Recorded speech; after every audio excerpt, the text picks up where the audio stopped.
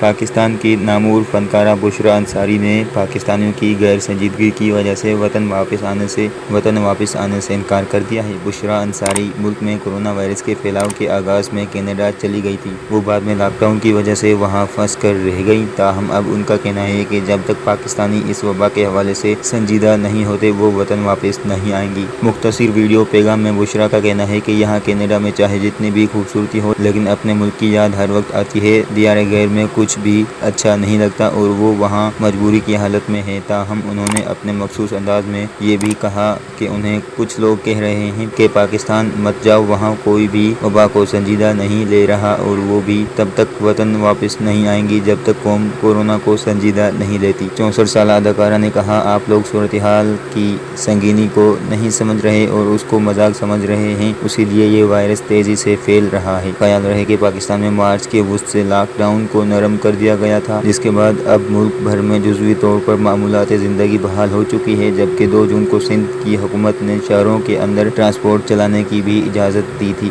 Lock down کو نرم کیے جانے کے بعد ملک میں کورونا کے کیسز میں اضافہ دیکھا جا رہا ہے۔